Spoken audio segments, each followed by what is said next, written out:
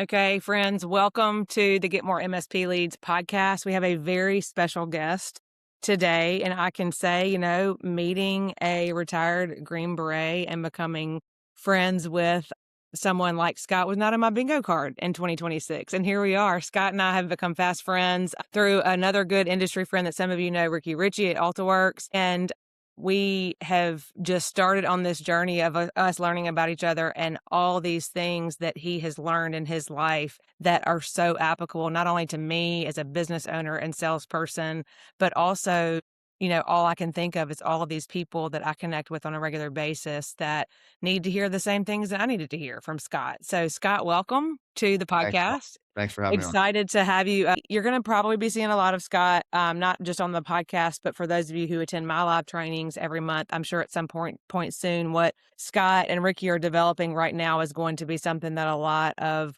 my audience is going to find very useful. So we'll probably do a full-blown live webinar at some point Awesome. on my side. But I just want everybody to meet you, Scott. I want everybody to meet you, and you tell us how your war stories can make sense to us today as business owners and leaders. And it makes a lot more sense than I would have ever imagined. So introduce yourself. Hey, thanks. I appreciate it, Laura. I was a big question I asked myself all the time is like, what in the world? I can remember getting ready to get on stage in front of a bunch of commercial bankers at a keynote in New York City. I'm like, what in the world is a little country boy from Arkansas like that, ended up going in special forces going to tell these, commercial bankers? But what I went out there and talked about was, sitting in front of a tribal elder in Afghanistan who was not a happy dude. He was staring across at me and through a furrowed brow, and he had an AK-47 to his right and a cup of green tea to his left. And I remember thinking, damn, I hope he picks up that green tea.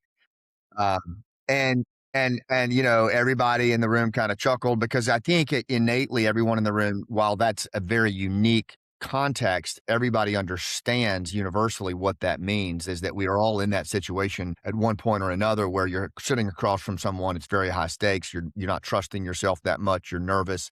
And you're just wanting to make a connection with this person so that you can get to the next thing. And that ain't easy. And that was when I really became clear that, storytelling from my time as a Green Beret into this world is actually quite relevant.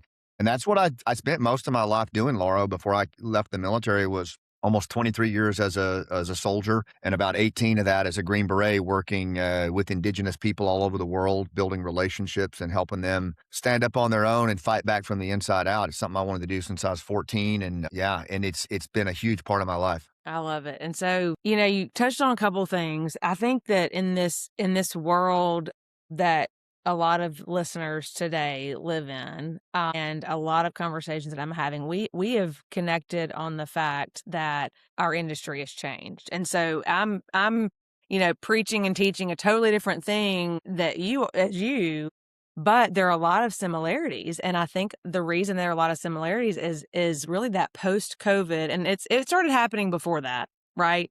Basically, in my opinion, with the invention of the cell phone, Yeah.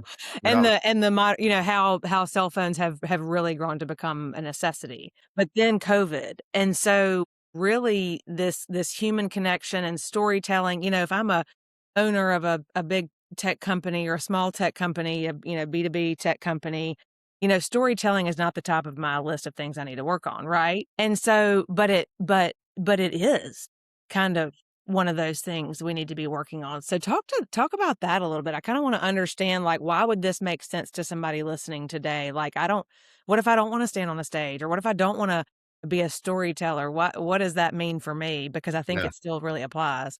It's funny. Like I still teach storytelling at like federal law enforcement in certain Right, special right.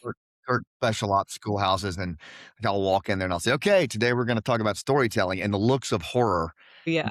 on the faces of these door kickers. So I get it. I mean, there's a lot of resistance to this, and in the corporate world, doesn't matter what the industry is, we call it soft skills. I was gonna say, let's put a different name on it and we'll feel better about it.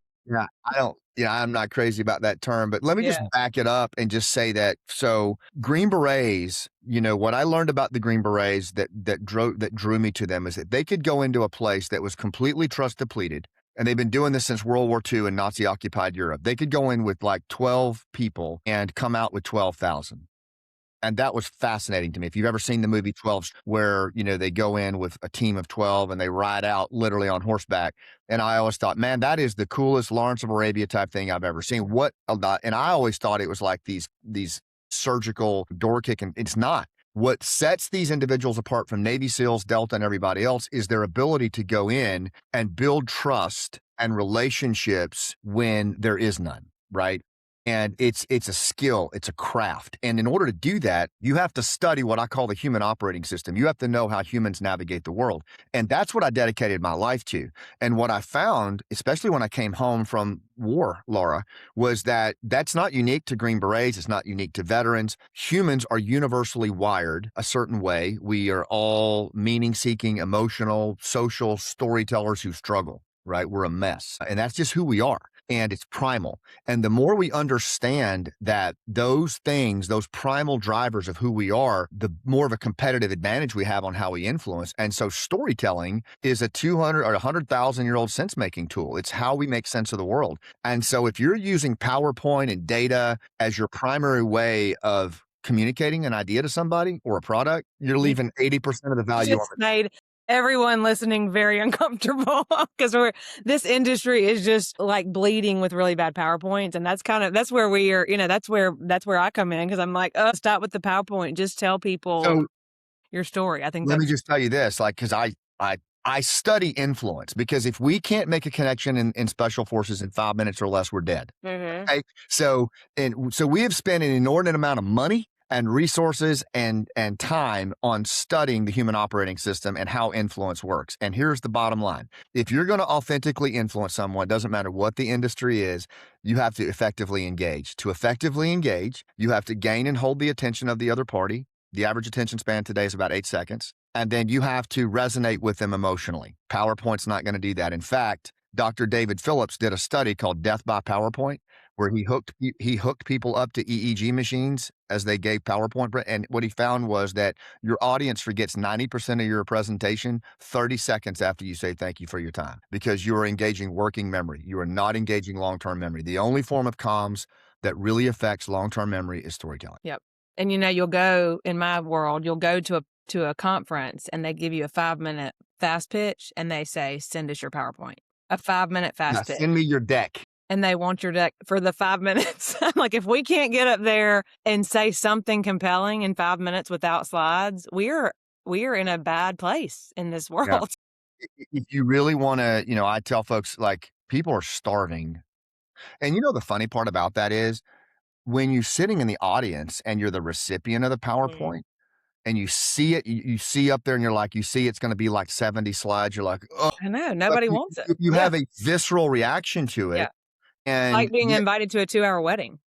it really is. And then Nobody wants that. you turn around and you'll create the same deck when you have to give it. Yeah, 100%. And the reason for that is, because the brain is a metaphorical pattern matching organ, according to Dr. Ivan Tyrrell, and it has a mandate to make sense of the world. Our brain is always making sense of things. And the way it makes sense of things is through metaphor. It tells itself a story, right? And so if it does not use data, it does not use PowerPoint to make sense of the world, it uses narrative and it tells itself a story. The problem is, though, our brain wants to conserve energy. And so if your listener or your client's brain has to tell itself a story to make sense of all that data, guaranteed 2 things are going to happen. 1, they're going to get it wrong. And 2, they're already going to be agitated that they had to work that hard to create a story to make sense of your data. Right. So that you've already put yourself at a competitive disadvantage from an influence perspective in a trust recession. Yeah. By Talk making about that. Talk about that. Trust recession, because I don't think we even know that. Well, I think we know it, but we aren't saying it. I love that you say it out loud, because that's really important. We're doing all this with our PowerPoints, guys that are listening and gals that are listening. And here's where we are. Talk about that, because I totally agree with you, and talk about that a good bit. Yeah, and to be clear, like, I'm not like on some kind of crusade against PowerPoint. I understand. Right. Just I trying under to help people. I understand that it's necessary. I'm just saying that it has Is it? become a lazy replacement to influence. Okay. 100%. It's And it's where we're more comfortable. We'd rather just put it on a slide, because honestly, getting on a stage with a slide is like our version of a teddy bear night blanket. It is. It's They're a like, comfort or an apology. Even worse, it's an apology. yeah, yeah, But the trust recession is, I've spent a lot of years looking at social dynamics, the human terrain, and I've never seen anything like this. Certainly not in this country. We are in a place that we have not been, I think, ever in our young democracy, where 2/3 of Americans don't trust their neighbor. Trust in our institutions like Congress, law enforcement, is media is single digits, and not trusting our neighbor, not trusting our institutions. That's a baseline reality. So and we certainly have lost trust in people who sell us things. And so we also have unprecedented access to information, right? Through our phones. So when you get in front of someone, usually the person that's sitting there they've done 80% of the buyer decision work. They right, know the product. They right. know the data. This audience hears me say that all the time. So yeah, yeah, I agree. What they don't know is if they can trust you or not. And the reality is human dynamics, 250,000 years old. If I'm going to take action, if I'm going to stick my jugular out in any form or fashion, I've got to have some level of trust with the person across from me, right? And if I don't, then I'm probably not going to go. In the trust recession that we live in today, we have seen an erosion of social capital, of the tangible linkages between humans that have typically binded us, because we've lost faith in our leaders, we've lost faith in our institutions, and we've lost faith in our neighbors. And you're right. I mean, these dopamine dispensers that we carry around have not helped with that. I think that kind of started it. Yeah.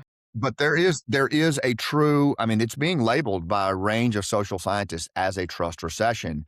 And the reason that matters, I think, to business owners is, like, if you're not clocking that when you Right. get in front of that prospect, you are dealing with a baseline reality of influence that is different. And you're going to have to nurture longer. You're going to have to work harder to build a human connection before they're even ready to listen to what you have to say. They've heard me say that before. And so this is not my podcast for me. It's my podcast for you. I want them to hear what you have to say. But I'm so glad that you're saying something that I also say all the time. Because here's the challenge is I have people come to me all the time that want leads. That's all we want.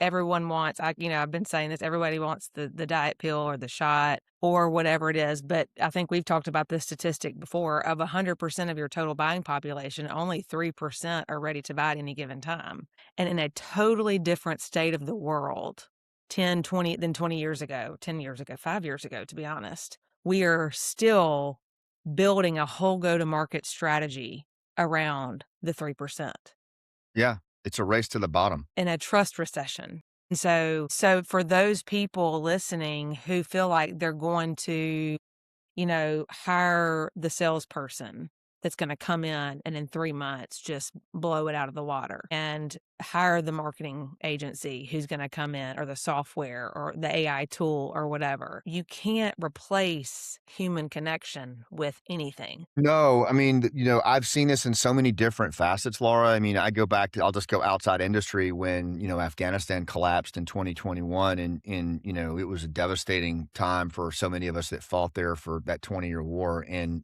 I started getting these messages from, and I'll bring this back to what we're talking about in a second, but I started getting these messages from a dear friend of mine named Nizam. He was an Afghan commando. We had fought together. We were dear friends. He had been shot through the face defending U.S. Green Berets, and then 5 weeks later with U.S. dentures went back into the fight. That's the kind of guy this guy was. He went to our Special Forces qualification course at Bragg. He was a certified U.S. Green Beret, and he was on the run. The Taliban were texting his phone, telling him they were going to kill him. They were circling the block of his uncle's house where he was hiding. And, he said to me, sir, he said, I never worried about dying. He said, I just never thought I would die alone.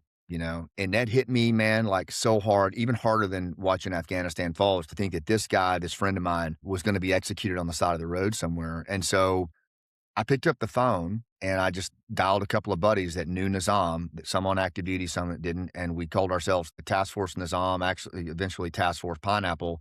And we ended up moving him through that 20,000 person crowd and got him pulled out, and then eventually built our network to 120 veterans. And we got like 1,000 Afghans out through a sewage canal and a 4-foot hole in the fence. And we called it the Pineapple Express. And I tell you all that because, if I just picked up the phone and said, hey, yeah, Mike, listen, I need 25 leads on some people that can just make this happen and get Nizam out.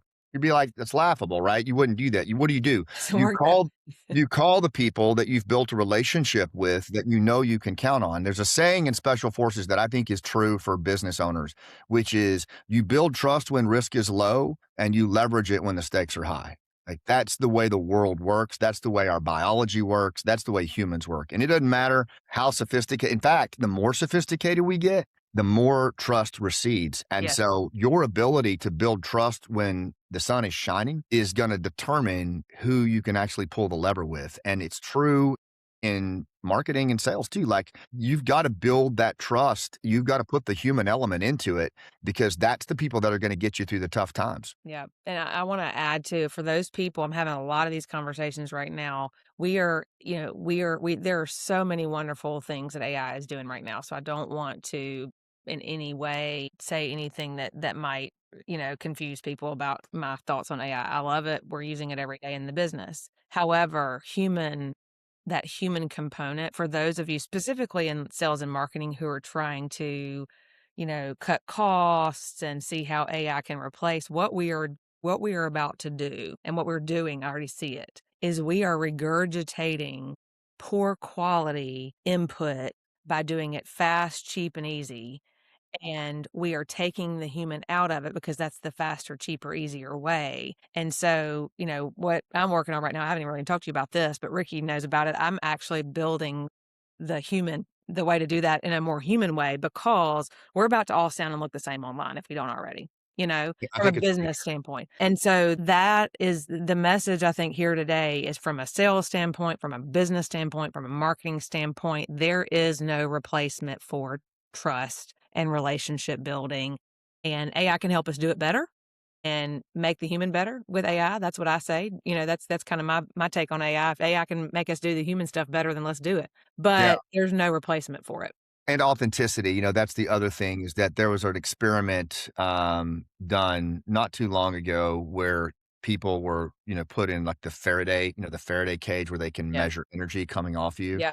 And they were measuring different levels of energy because humans are mostly energy coming off during different emotions. So the people were told stories that would evoke fear, anger, love, and then they would measure the energy levels. And as you would think, like stories that evoked love and happiness had higher energy levels, anger had high energy levels, but there were these spikes throughout the storytelling that where it would jump like 40 times.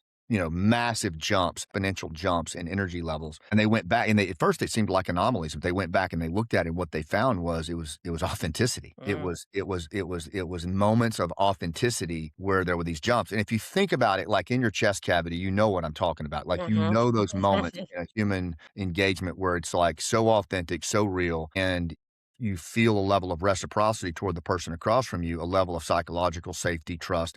For us in special forces, it was that moment where an elder would go up on a rooftop and fight alongside us, not because he had to do it, but because he chose to do it. Mhm. And, I think it's true in life as well. The more we can tap into those authentic connections, messages, man, people are starving for it. And it is an AI overreach. You can already see it. I think the smart play is, like you said, it's certainly a wonderful tool, but if you can position yourself authentically with that as a tool that doesn't surrender original thought and Yeah. agency and connection, you're gonna have a Yeah. competitive. Yeah. I love that. Well, more on that coming from my side for sure. I'm talking to folks about it right now. But okay, so all of this that you're doing, how does it activate?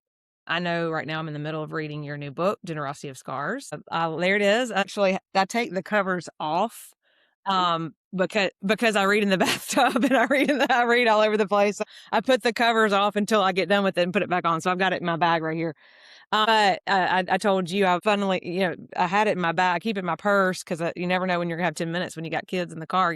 And this past weekend, my son got hit in the face with a baseball as I started Generosity of Scars, and we were in the emergency room, so I got to start the book there. But so you have a book. Let's talk about from an activation standpoint. If somebody's like, man, I really want to kind of dig my teeth into this. Where would they get the book? Tell us about the book. And then I also want to talk about your Take the Mic program. And then maybe what's coming next we'll tease a little bit too. But talk about the book real quick and why you wrote it and who it can help. I just, I had a really bad transition from the military. I was a high performer. I did a lot of things that I wanted to do since I was a 14-year-old kid. But when I came out of the military, I had a really bad transition, Laura, and I Mm, was almost took my own life. mm, And it was in that dark moment in 2015, standing in a closet with a pistol, that I emerged from that when my son Cooper came home early from school, and I was just no, I was just like in a purgatory, that was I didn't know how to live and didn't know how to die, and I know that seems very extreme, but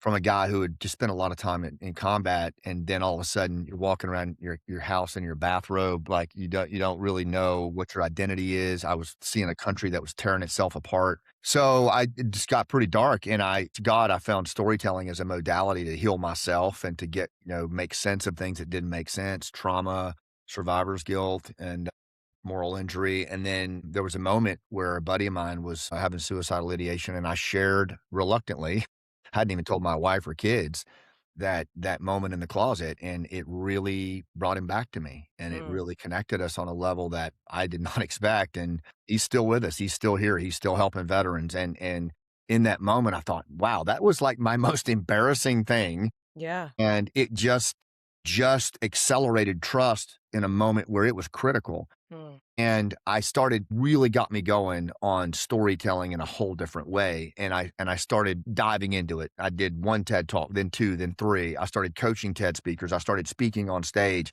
I started studying every storyteller I could possibly study, even indigenous storytellers. To complete my midlife crisis, I wrote a play and learned how to act at age 50. Like, what Tim Ferriss was to high performance, I wanted to be to narrative as a communication form, and that became my body of work. And so that was 2015. Since then, I've spent my life teaching and training high performers, founders who are frustrated and trying to get their message into the world, how to find their voice and tell their story in a strategic way that it rises above, the frequency rises above the noise. And I call that approach the generosity of scars, which is the title of my book. And it's basically repurposing our struggles into stories that serve other people. And they don't have to be trauma or grief, but they have to have struggle in them, because what I found is that we have drummed struggle out of existence in the world. yeah. We don't talk about Yeah. struggle Yeah. anymore. No And frankly, vulnerability, right? Yeah. yeah, people need, if people are going to choose you or trust you before they buy from you or invest in you, they have to know that you're relatable. And the way they know you're relatable is if you've struggled. And then when you talk about the struggle and how you went through it, then you can talk about how you changed, what you learned, why you have this product. And it's a far more effective way of communicating. And so that's what I spend all my time doing, is teaching that approach. Love that. And then you have a program that I'm about to benefit from called Take the Mic. Tell us about the Take the Mic program as well. Well, if the Generosity of Scars book, it's for anybody. It could be a stay Yeah. at home dad. It could be Yeah. a veteran in transition who Yeah. just, you could read this, it's a field guide to like self-implement and put your Yeah. story into the world and do it more effectively. Take the mic, think of that like the 10x version of that, where Yeah. you've run the miles, you are successful on paper, you look at everything you've done, you're like, yeah, you're successful, but you're also laying in bed at night, wide-eyed, staring at the ceiling with a story thumping you on the chest cavity from the inside, and you're frustrated, you're terrified, you don't know how to put it out there, but you feel like you're gonna die if you don't, Right. but you're not sure how to do it, but you've got something to say, and it's something profound. That Take the Mic program is that. It's a 13-week program where I basically teach you how to take your story and put it into the world where people forget they even own a cell phone, Yeah. right? Like, that's what I've spent my life doing, is to be that good Yeah. and that compelling. And it's not just designing that story, it's how do you tell it Yeah. with full physicality, the metabolizing the tension out of It's your not just body. walking on stage and talking. It's a lot different than that. I'm It's a learning. Yeah. lot different than that, Yeah. because remember, the attention span of a human's about 8 seconds. So how do Right. you how do you get them to look at you for 60 minutes? Right. Right. So I'm going to put both of those links in the show notes to get your book, and I'm going to put the link to get access to Take the Mic. What I love about this is there may be some people that are sitting here like, yeah, I really don't want to tell my story. I just want to sell. I just want to get more leads at the end of the day. Well, what's good about that is Scott and Ricky, who I talked about earlier, are in the process of launching something really cool for people that are, selling right now in this day, in this world. And so all of the things that Scott's talking about are all true. I was just thinking when you were talking about the fact that, people have, you said eight, so you've got 8 seconds for people to pay attention. I'm just sitting here thinking there's a reason that brands who have been through whatever they're selling Like, I sat inside a managed services provider business for 9 years and went through agency after agency after agency who didn't understand my world, didn't understand. And so then I just started the business to do it. And there's a reason that when you experience something and then take it and build something with it, that other people will buy from you because that same thing, the generosity of scars in a very different, different way. But if you are a sales leader, a business leader that has a sales team or is growing a sales team, Scott, I know you've got something cool coming for them too. We won't have a link to that quite yet, but we're gonna do a whole webinar on that. So talk about that a little bit. What's coming next for the business world? Ricky's one of my clients too, and he when he started telling his story, he saw exponential growth in his business just by him telling the story of how, he went from his own struggle to build this business and why they do what they do, and it enhanced trust. And he came to me not that long ago. He's like, "Scott, I think there's a lot of people who sell who could just use the human connection approach here." In the Because we both started talking about it, as you and I have discussed, is like, Yeah, I personally believe in this trust recession that even if you're frustrated with sales, I don't think your sales process is the problem. And right. I don't think Right. you're the And look, problem. in this space, we love to pop a new sales process in and then wonder why it's not working. Yep. Yep. And I don't think like you're the problem. I think that the problem is the fact that we live in these unprecedented times Yes. of where reaching somebody, influencing somebody is harder than it's ever been. And we have lost our acumen for two things: human connection. So building and establishing rapport during the sales process so that the other party feels like they can trust you, because most of the time that's all they're trying to decide. The other thing is that we've become so exhausted in special ops, we call it the allostatic load, the cumulative load of tension on the body that mounts in high pressure environments. And it's killing us. It's killing our soft community, our special ops community. I see very similar things in the sales community where you're under inordinate pressure all the time to deliver the goods, and that becomes an allostatic load. And if you don't learn how to manage your energy before, during, and after your engagements, I can promise you the outcome is predictable Yep. and it ain't good.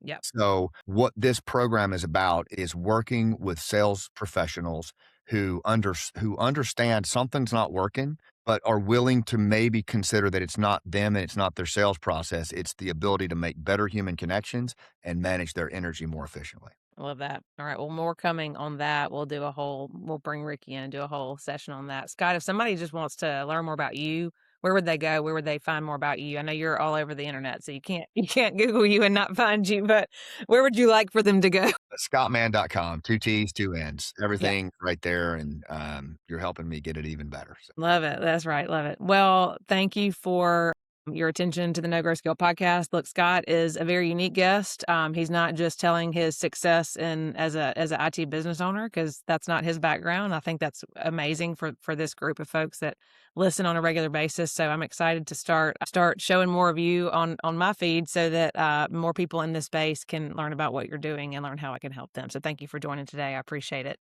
thank you, Laura. It's an honor to be here. I appreciate it. Yeah, for those of you listening, be sure you subscribe. We'll have much more of Scott coming, so make sure you subscribe to the YouTube channel. Thanks so much.